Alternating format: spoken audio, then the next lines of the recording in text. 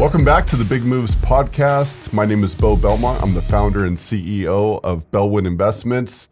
Happy to say this is our 22nd episode, and here with me is Dave Contreras, my right-hand guy. Well, today he's on my left side, right?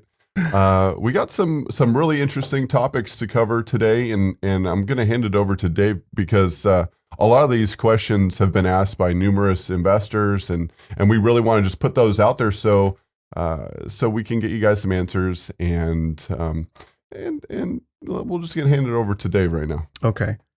The basis of what's happening today is really based on a lot of the questions that I had initially, and then in a lot of discussions with people about what I was doing, they started asking me questions, and a lot of them were kind of the same questions that I had, but these kind of questions kind of tend to come up over and over and over again. So first question basically is, what did you do first before you started Belwood? Sure. Yeah.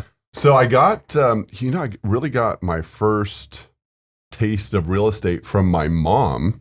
She's a realtor, and she used to bring me to sometimes these new build sites, and I would get a little job with the contractor picking up nails for like 2 cents a piece. But how old are you?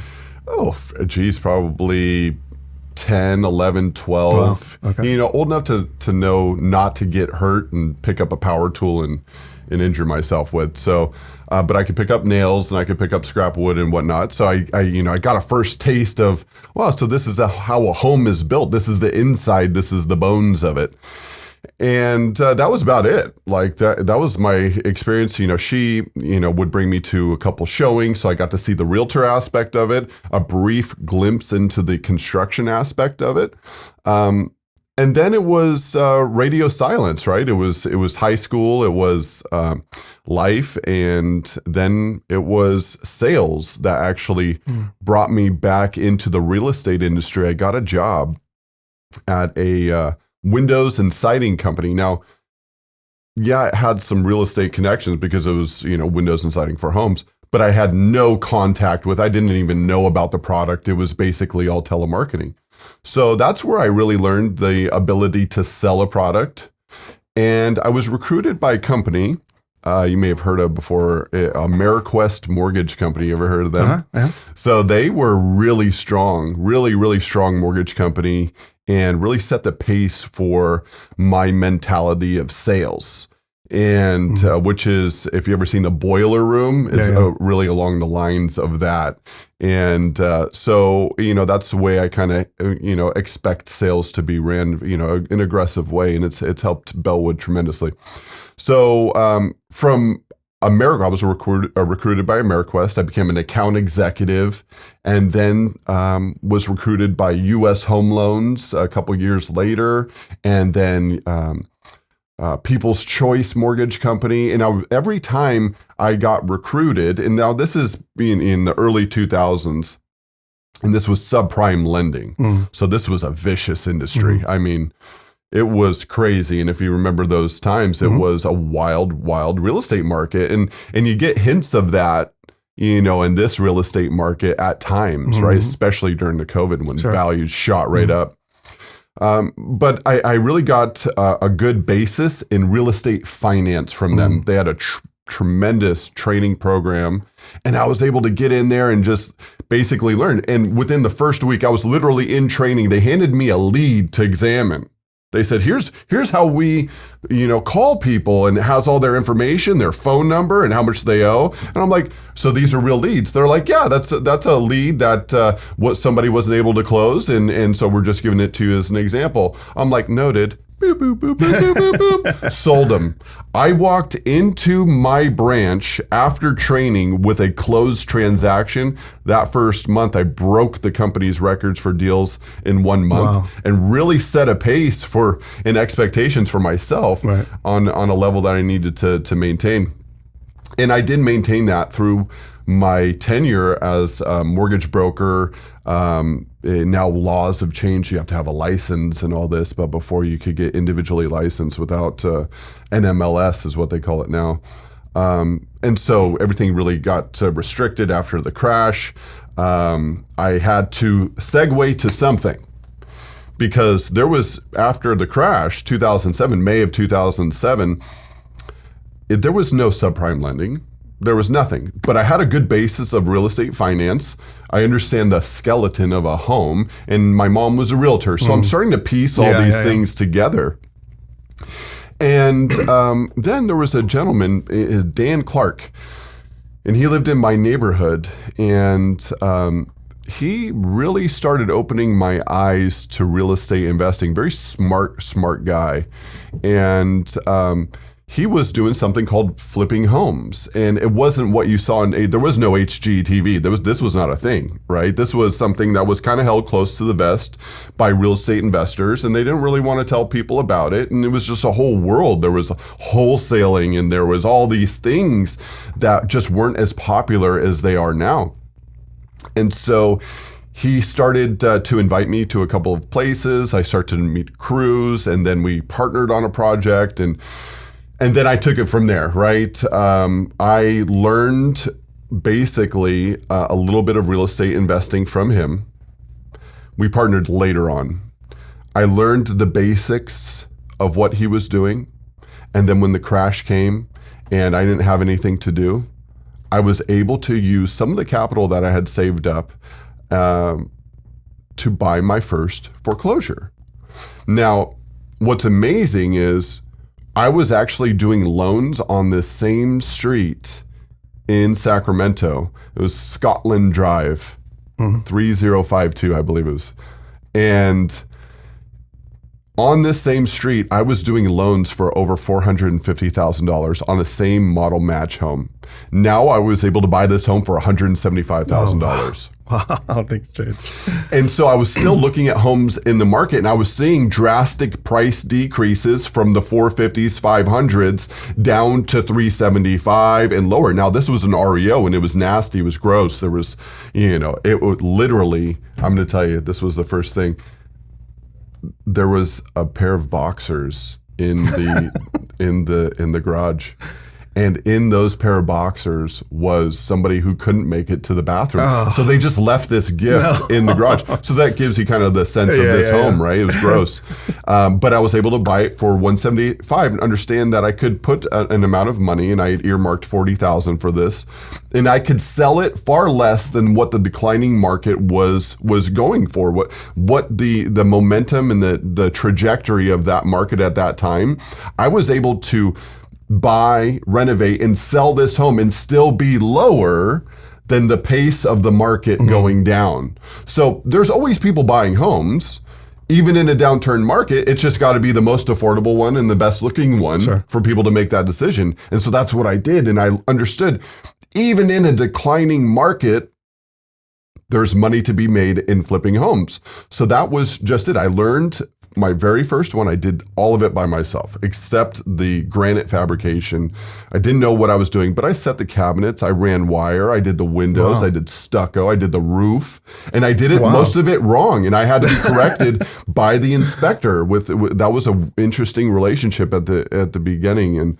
But he taught me. He really came in and said, "Hey, your starter strip for this roof is not overlapping your OSB by a half inch or more. It's flush. You're going to have to add a drip edge underneath there." Okay, well, that was all like foreign to me. Now it all makes sense. But I was able to learn basically what's inside of this home, what makes it all tick, and how can I make it better. And I found out all of this stuff is super easy to install. Basically laminate flooring, lock in or click in and floating. Didn't have to glue it down. Baseboards with a nail gun and a miter saw. Like, I was able to learn this and attribute a dollar value to it. How much time did it take me? How much was the cost? So how much would a fair contractor, how much should they charge me? So then I was able to learn not only the basics and the nuts and bolts of it, but the costs associated with taking it to the next level. So with that being said, I did a couple more by myself. Then I started hiring crews.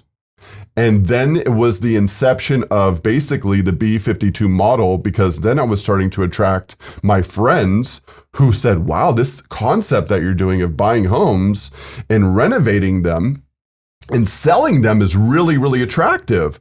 So one friend led to another. Now I have 3,000 of those friends, and we keep them all involved with real estate, and we do it through an application, and it's amazing. So that was a long answer to your short question. you started flipping houses and you kind of did it on your own. Yes. But you did it in a down market. Yes. There are a lot of people that want to get into real estate now by flipping homes. But would you recommend that people get into that on their own? So here's the thing. There's a lot of training programs out there right now that love to train and will teach you can make so much money in real estate, right? But after you pay that whatever ridiculous charge for it and whatever conference you went to, they release you to the wolves, okay? And the wolves are out there. Because let's think about how aggressive like car sales are, right? You know, they're selling a $20,000 to let's say $100,000 vehicle. What do you think the wolves act like when you're selling something that's $1 million?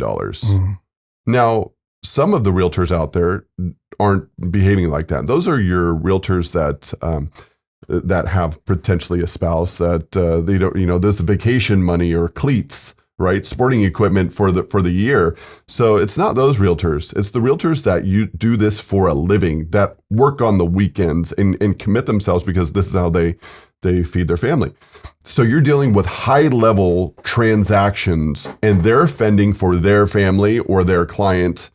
And so it's eat or be eaten. So if you're going to enter the real estate investment world, be prepared to meet some vicious opponents because you're dealing with a high dollar product and people that take it very seriously, especially in this market. When you see all the realtors that did it for vacation money and cleats, that they're jumping ship and going back to being dental hygienists and, you know, automotive industry or legal assistants. And I mean, these folks, you know, kind of tend to jump ship. And I saw it in the early 2000s. It was very evident. When I was at AmeriQuest Mortgage, I used to talk to some of these guys. They were, you know, how long have you been in real estate? Well, no, I was a pro baseball player. I had a guy who used to play for the Dodgers. He was in our portfolio, and he was a Dodgers pitcher. And he went back to the minor league, and he said, "Well, I can make more money in real estate than playing in the minor leagues." And I was just like, wow. Another was a dental hygienist. One was in the legal industry. And the market starting to tighten up a little bit. We started to see signs of this recession. Subprime lending was becoming less and less attractive for folks. Well, then they started going back to their industries, their respective industries that they had the training in. We're starting to see that now. Yeah. So you're going to get into something, be prepared. This is a highly aggressive market, and the lower dollar amount, the more amount of people. So if you're going to jump in for your first real estate investment and it's going to be sub $500,000, which is probably all you're going to be able to do because it's a lot of money to go north of that. Well, then think about all the competitors that you're going to have to deal with at that sub 500,000. I mean, you have the whole United States and outside the United States looking at these houses. When you get to a level that Belwood's at right now, the competition is far and few between because the risk level is high. There's demand for the product, but the risk level is too high for a lot of these people under 500,000. So for those of you that are new to real estate investments or getting into it, I just say tread cautiously and really, really work with people that are on your team without a doubt. Because if you just reach out to an agent, remember, they're going to feed their family before they feed yours. Right. Is it true that you started to learn how to flip houses from watching YouTube? That was a rumor that I heard. Yeah. Well, it was a combination of things, right? The internet was absolutely in existence. And so I was on MySpace. That's probably all I used the internet for at that time. But there was YouTube videos that I was able to look up. Very minimal. I actually found a lot at Barnes & Noble. There was some books and whatnot. I mean, believe that. And I was just looking it up and I was asking a lot of questions. I would go to Home Depot and talk to the pros there, and because they'll tell you, like, and I would ask, hey, you know, I'm about to tile this bathroom. You know, what do I need to do? It's studs right now. Yeah. And they were telling me, well, first you're going to need some moisture barrier. You know, what's your design? This is the type of drywall you're going to use. It's a different color. It's got this repellent and blah, blah, blah. And so it was just asking. It was that act that was able to give me the tools I needed to fit. And it was really cool because I would see, you know, and I priced out what it would cost to get a new roof and everything. And I said, well, here's the cost of the materials.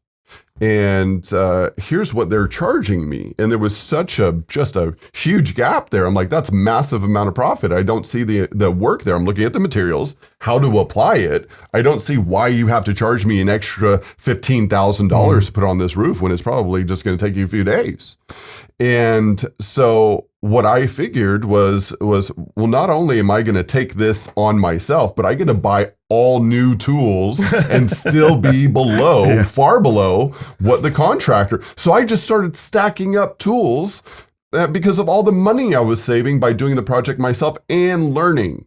So it was really, to me, it was a win-win. Yeah. Really, yeah. And tools are always fun to have. They're so fun.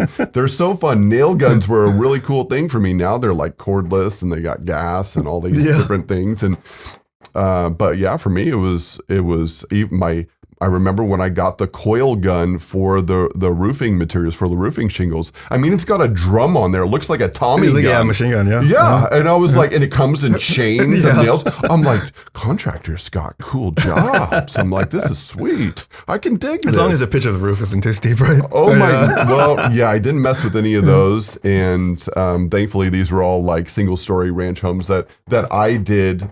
And I only did 2 roofs by myself. The rest I've let other people take on.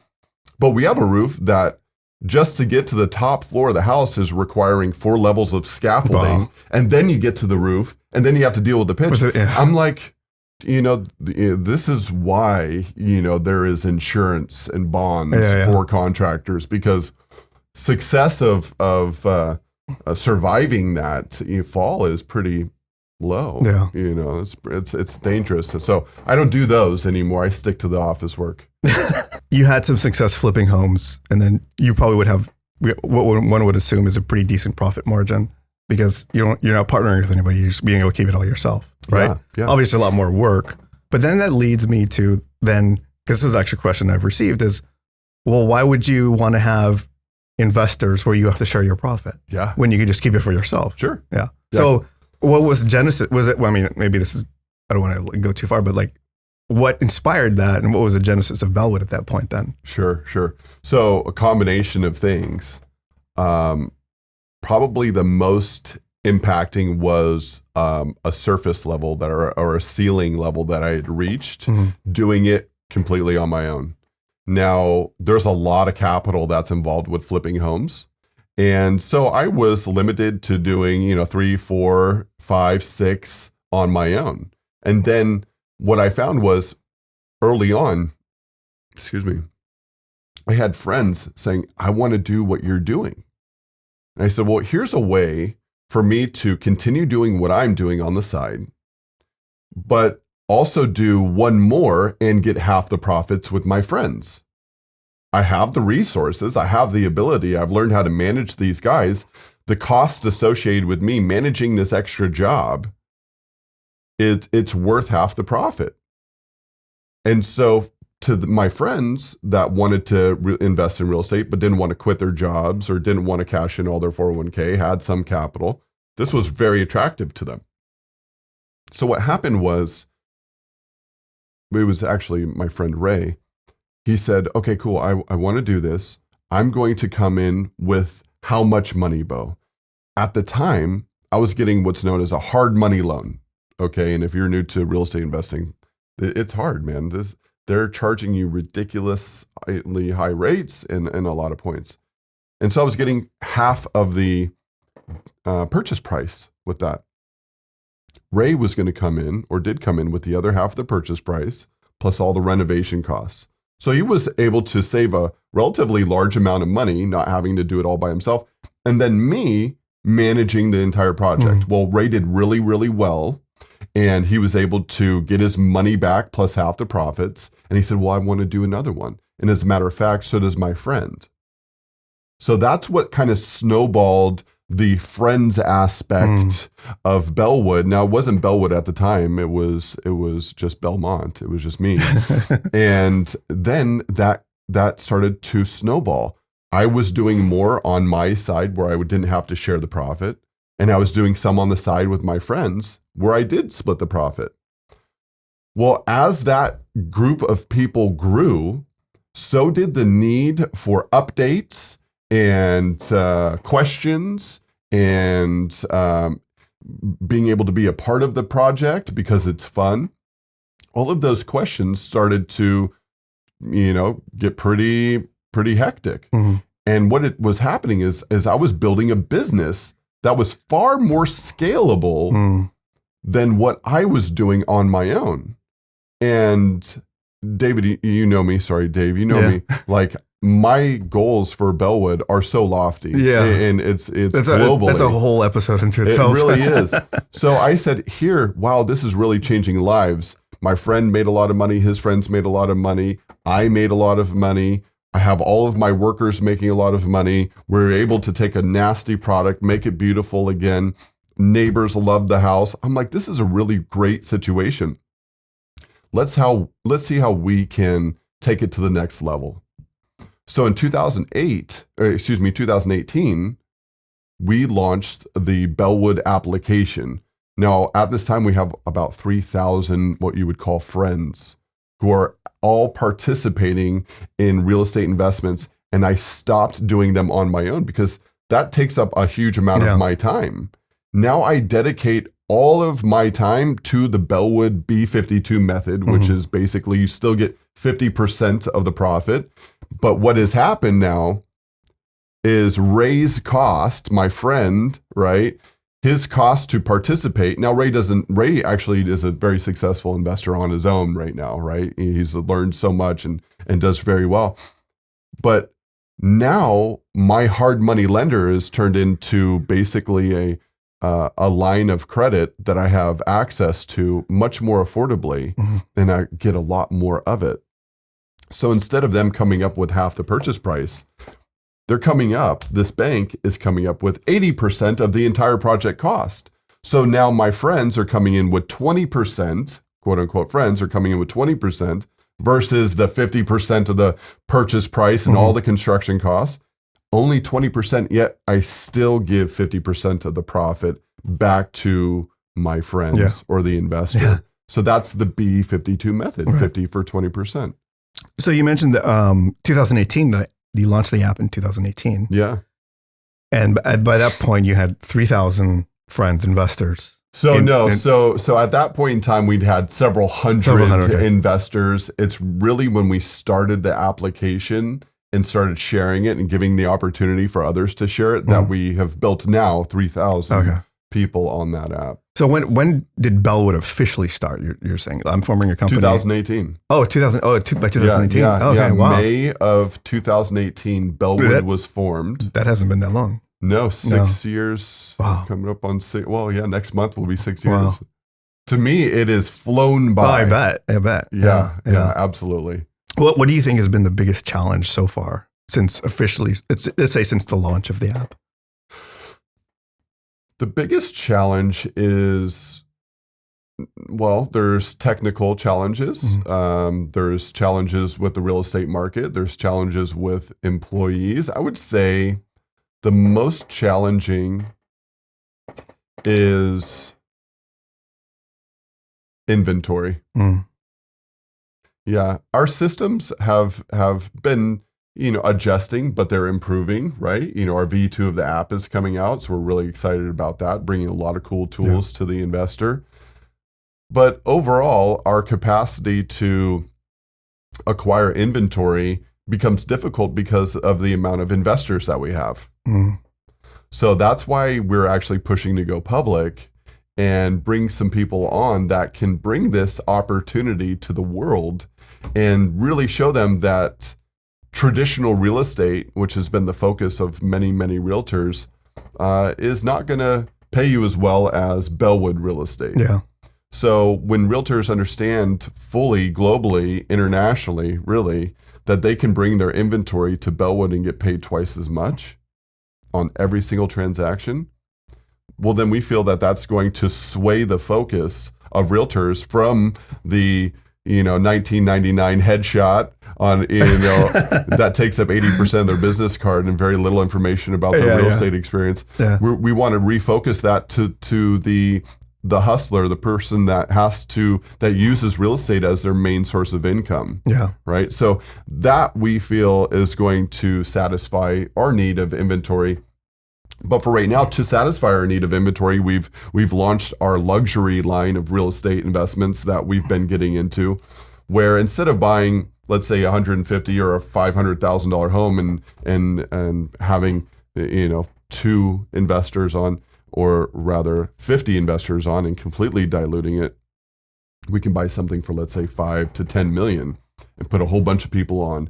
Then they're able to invest in something that they can really sink their teeth into and get a return back that isn't, $150. Yeah. So we're really excited about that.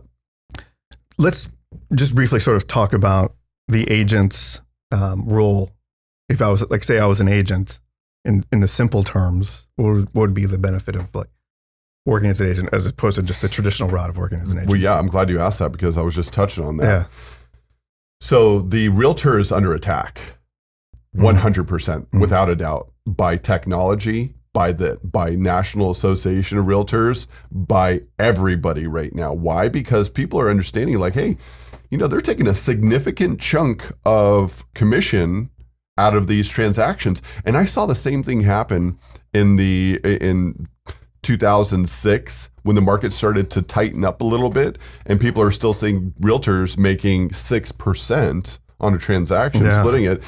That's a hard pill to swallow when let's say the seller is having a short sale, or let's say the buyer is buying something with a really high interest rate and they say, dang, this realtor is getting $25,000. Yeah. I've spoken with them twice. Yeah. So that's been a hard pill to swallow. When the market's great, you accept that. Oh, I'm making a bunch of money here. They get to make a whole bunch of money. But when the market gets tight, well, then that gets squeezed a little bit. And so this time it worked. This time, the realtor is actually getting hit pretty hard with the ability to post commissions on a transaction or request them. It's just tightening up. So with that being said, Belwood is the answer to that problem.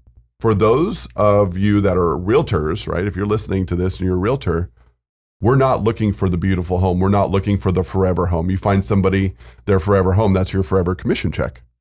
It is. You're like, here's your home. It's beautiful. You're never going to want to find another home. Well, then that means I'm not going to get another real estate transaction out of you. Maybe a referral somewhere down the line. Belwood says, okay, we want the ugly one. Mold is gold. We want the hole in the roof. We want the rats in the walls. That's what we want. And once you find that, we want you to find another one. And as a matter of fact, not only are you just going to find that one and get paid twice, but you're going to get paid twice for every single home that you bring forward. And if you're able to somehow find the buyer for that home on the back end, because you get to list it again, well, then you're going to get paid 3 commissions. Oh, and by the way, you can also have the opportunity to invest in the home. So I get a lot of realtors, if I may touch on that. I have had realtors bring me properties. They're like, Bo, you're going to do so well on this. And knowing that they're going to make their commission. And yeah, the commission's great and they're going to do well on the commission. But when they see the equity margins in that home, they really let me know, wow, Bo, here you go. Where are we going to go to dinner? Where's my extra pat on the back? And so that's always kind of been an awkward, conversation. It's like, yeah, thanks. Yeah, we're going to crush it on this, take your 3% and walk on, but now it's like, yeah, we will make that profit because now you can use your X amount of commission for Y amount of investment and get Z profit, right? You're literally going to take the money that you earned, put it as an investment on this property, use that to make more money, get your commission back, plus earn half the profits of the property. So that's just a massive opportunity for realtors. Why wouldn't you go out looking for fixers for Belwood when you have all of these profit streams, income streams from one house? Right. That's the one element when I explain to people, because when I look at like JB, the guys working on the on our Hollywood Hills places, those guys are buying multi-million-dollar homes, and then they're going to be involved in selling that home for almost twice. Yes, but they also have the opportunity to be an investor on the property if they wanted to.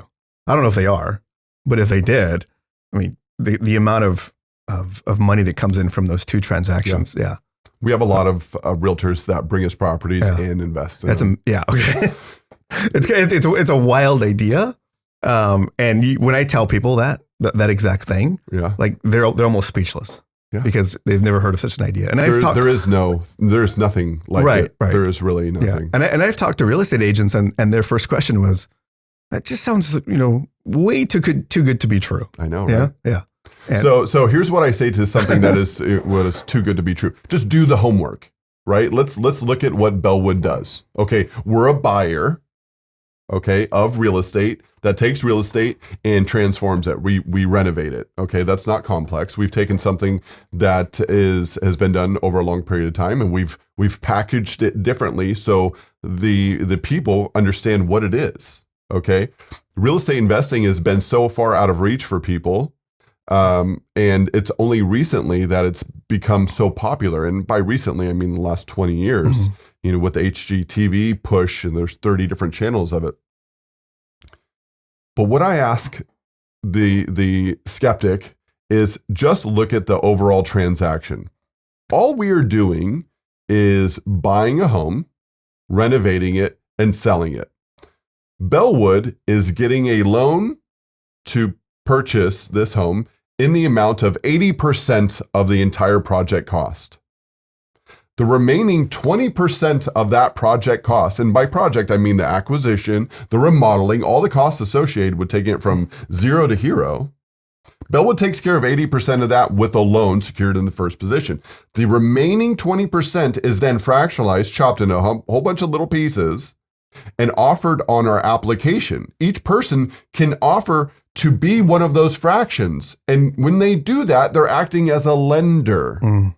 They're acting as a lender because they get something in return. It's not, hey, just give me your money and then pray that we don't just take it and go to Cabo San Lucas and, well, I don't know what you would do. I guess you're going to get caught is what you're going to get. And so we give you something in return. It's called a deed of trust, along with a note that describes what that deed of trust is and what you get in return, which is your access to half of the equity of that home, according to your share size, right? Sure. You and 50 other people.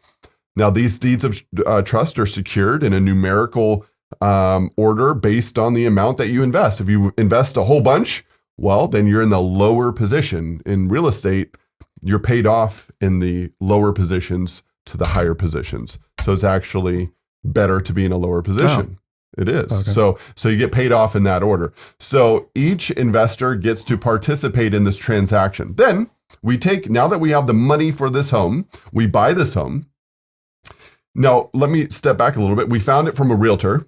Okay. A realtor brought it to us. Hey, here's a fixture. Can we represent Belwood? Yes, you can represent Belwood, just like any other buyer.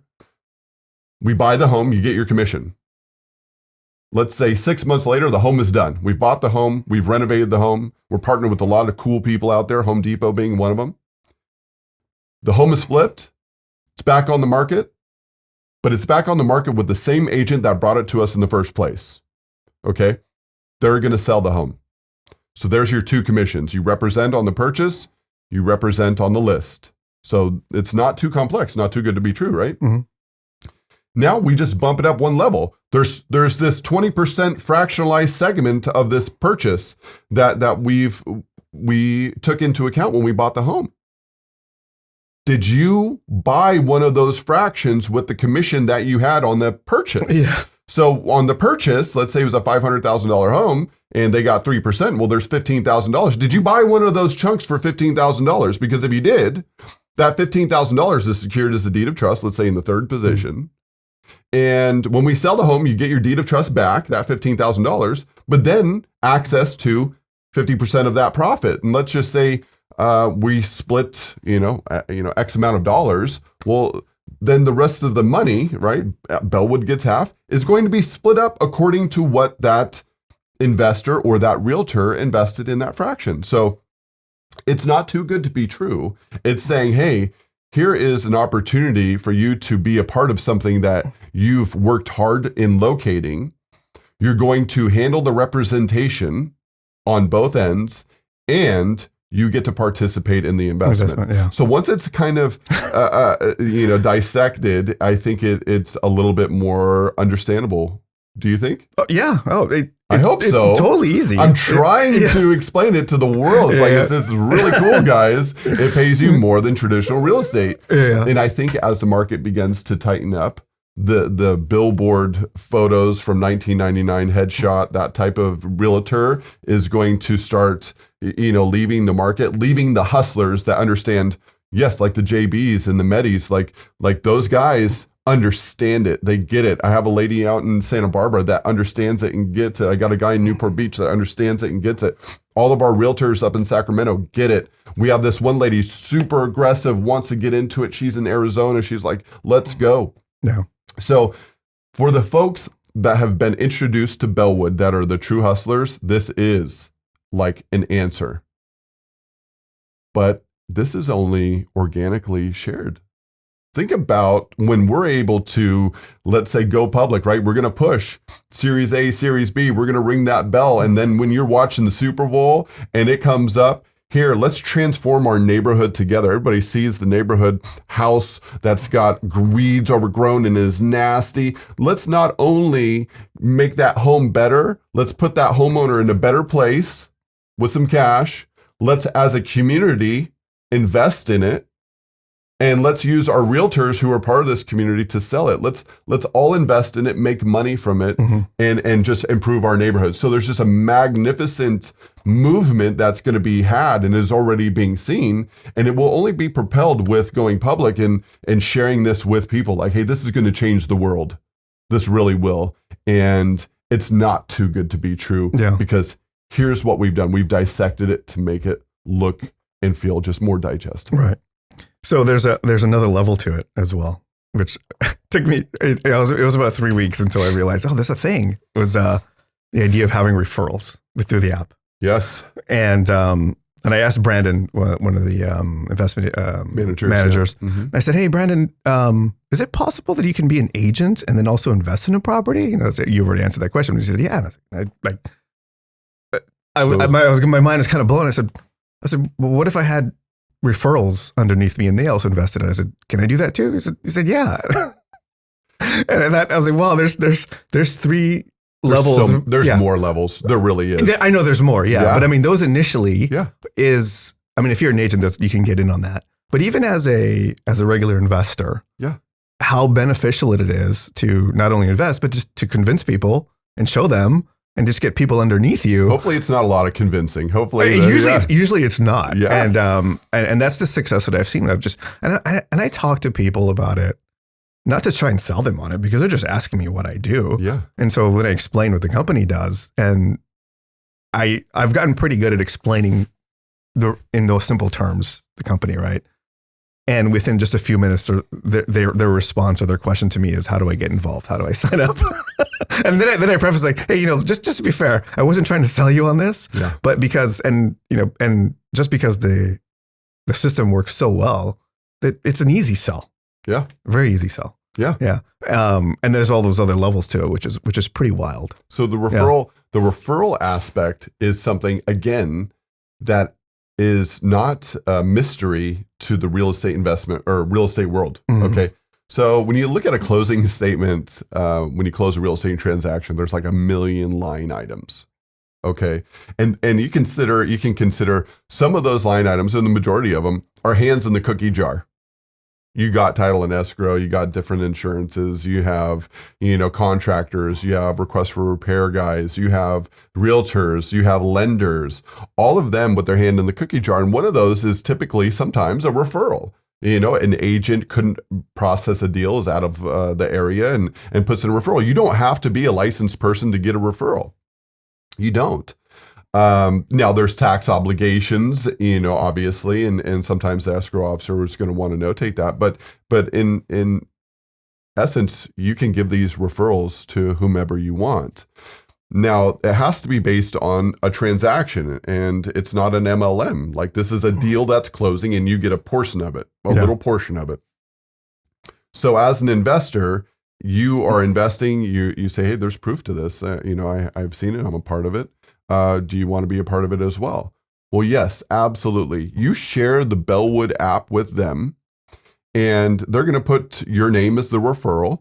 And actually, if you've continued to do this process, then we actually give you a QR code that makes it easier. You share the QR code, and now that person is basically tied to you for life, right? The more transactions they close, the more that you make. And so it's a really cool operation, and it's just based on referral fees. It's not, the more deals you close, the more money you make, but it's not. It's not based off of, let's say, shampoo or, energy drinks. It's not Herbalife or... Herbalife. Yeah. what is Ameriway or... I don't remember. You know what I'm talking about. Amway. Amway, yes. Yeah, Amway. Or Mary Kay. Was it Mary Kay? Yeah, No. Mary Kay is one. Pampered Chef. Hey, I kind of like the Pampered Chef stuff. I don't even know what that is. Oh, shame on you. Okay, You don't cook. Oh, I do. Do you? Yeah. Then shame on you. Do you know Williams-Sonoma? Of course. Yes, of course. Okay, cool. Yeah. Well, I know Chef Boyardee too. You can't say, Chef Bo RD. So Williams-Sonoma is definitely, that's top. Yeah. Pampered Chef is really unique, cool little products that are sold like Tupperware parties and stuff like that. And my wife's mom used to run those and do those. And so great products, fun little gadgets and stuff that you use and good quality. But we're not like that. Yeah. You don't have to hold a meeting in somebody's living room and get everybody to sign up. No, it's no pressure. If they want to invest in real estate, download our app, check it out. And by the way, when you invest, the person that referred you is going to get a little bit of a piece, a 2% piece. Yeah. And that's just the joy of it. And guess what? You get a little 2% piece when you tell somebody else about it. And you don't have to hold a big meeting. It's just real estate. Let's not overcomplicate this. We're talking land here. They're not making more of it. This has been around forever here. We've just found a way for people to access it. We've democratized real estate investing. Right. That's the first place people go when I sort of explain the system is they think it's multi-level marketing. They think that if I make a commission or commission off a referral, that I'm taking money from their investment. In a sense, there's credits and debits to a transaction. Yeah. If you're pulling money from that, it affects the overall transaction. Does it lower them by 0.001% or something stupid like that? Because you got to remember, it's 2% of what they invested. So if they invested $100,000, you're going to make $2,000 off of what they invested. Okay, so it's not going to affect the deal. In a massive transaction, because that amount is what is secured as a deed of trust. Now, you might make, let's say, 30% on your money, an additional $30,000. But what would you have made if it was reduced down to $98,000? Yeah. Okay, so 30% of 98 versus 30% of 100,000. If you're not going to participate in Belwood investments because of that small fraction, then I get it. Like, you have the choice to not do that.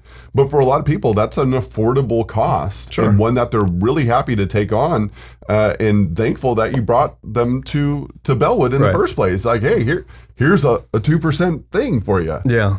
Yeah. So no, we haven't had any issues other than just the people that haven't actually done it. Right.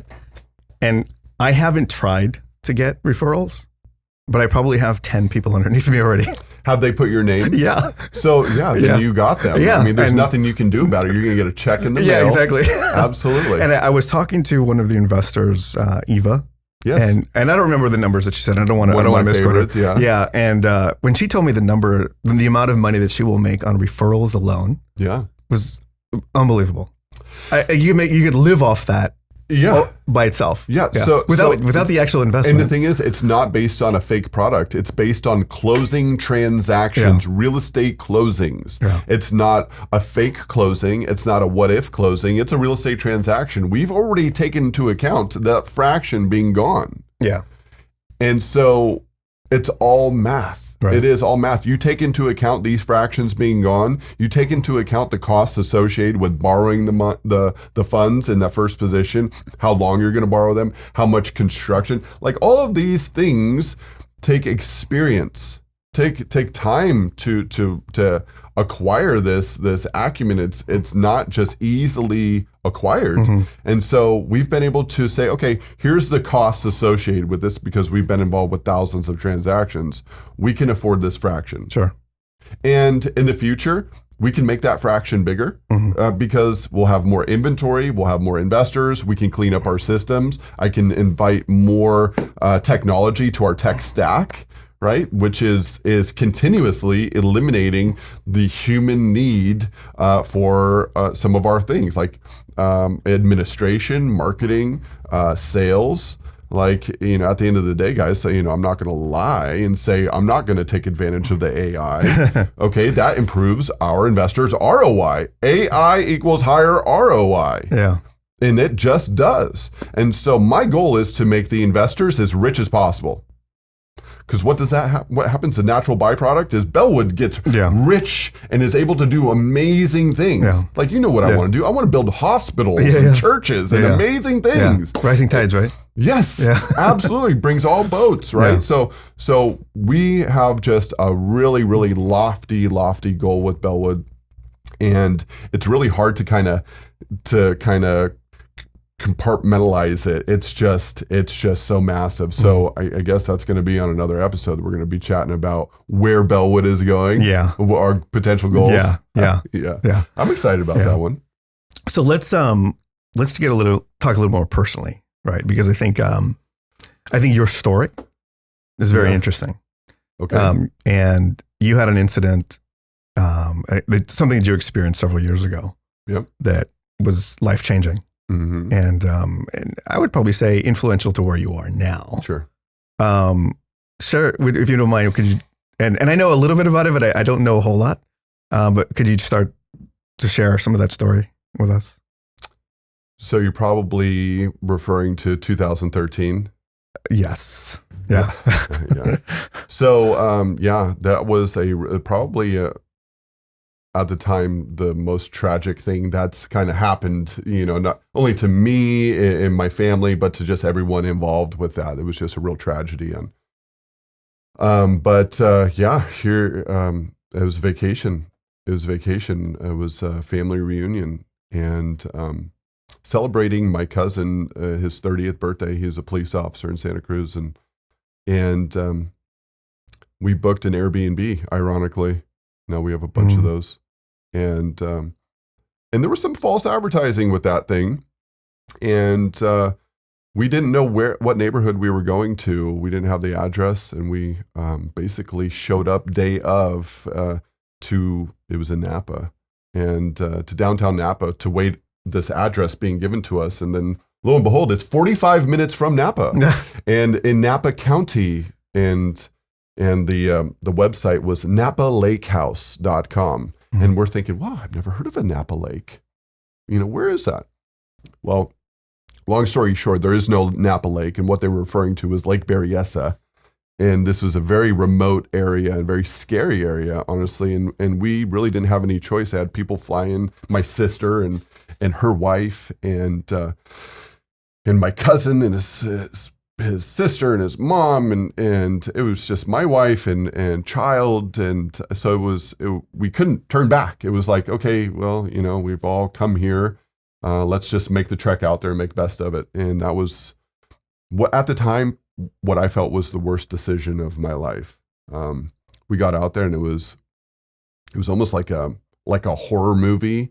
There was like some broken down cars on the way out there. It's windy road, desolate. And we show up and, it was a dark feeling. And we didn't know that we were walking into a hornet's nest. We were walking into a vacation rental that had been a vacation rental for a little while and had really, really aggravated the neighbors. Mm. And so when we showed up, somebody was there expecting us and was not happy that we were there. And that just started a domino effect of the worst night in my life and my family's life. And it went downhill really, really fast. What we thought was just going to be one of the most enjoyable evenings turned into chaos. And yeah. So that started, that was in August of 2013, August 13th. And we showed up. And we stayed, and let's pause right there.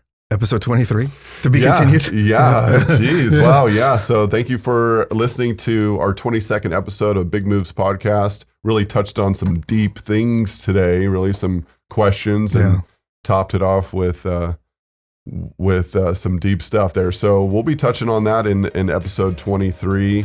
I'm sure Dave's going to have some pretty interesting questions to ask about that. So I'll be happy to share those with you guys. But thank you for listening in. Don't forget to like and subscribe. And we'll see you next time. Take care.